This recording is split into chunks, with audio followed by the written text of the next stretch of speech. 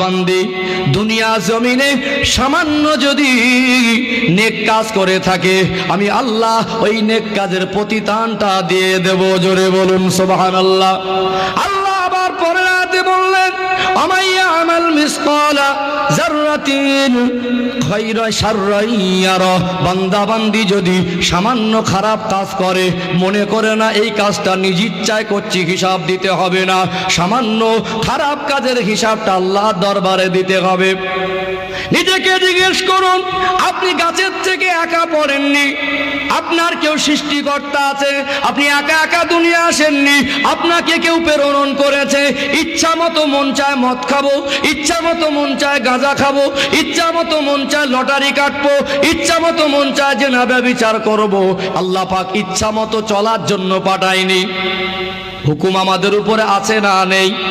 ভালো যদি না লাগে আপনি বেরিয়েও যদি চলে যান, আমার আল্লাহর কোনো ক্ষতি হবে না।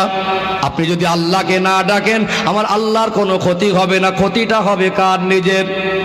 মরণের কথা স্মরণ করুন, নিজে নিজে একটু কবরের কথা স্মরণ করুন। এই দুনিয়া ছেড়ে চলে যাব, কিসের এত অহংকার, কিসের এত বড়াই?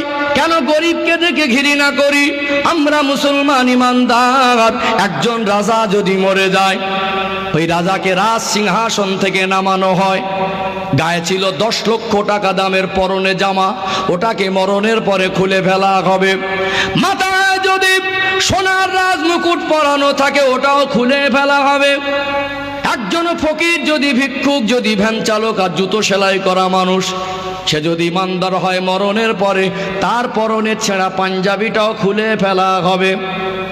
দুনিয়ার দামি দামি গোসলখানা, টাইলস বসানো, দামি দামি সাবান শ্যাম্পু রেডি করা থাকতো, ঠান্ডার সময় গিজারের গরম পানির ব্যবস্থা, কত মনের মতো করে গোসল করেছেন। আহা, ইন্তেকালের পরে ওই গোসলখানা আর নিয়ে যাবে না। নিজের গোসল নিজেকে আর করতে হবে না, বিদায়ী গোসল অন্যকে, আমাকে, আপনাকে করিয়ে দেবে।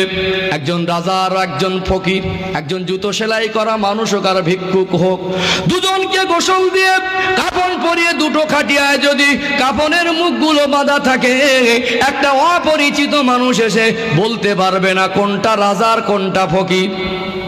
কিসের অত অহংকার? क्या तुम कब्रिस्तान के पास से कभी नहीं गुजारते? कब्र को देखकर अपने मौत को याद नहीं कर सकते? কখনো কি কবরের ধার থেকে যাও না? ভাঙা কবরটা দেখে কি নিজের মরণের কথাটা স্মরণ হয় না? কবরস্থানে গিয়ে দেখবেন পাশাপাশি দুটা কবর, কোনটা রাজার কবর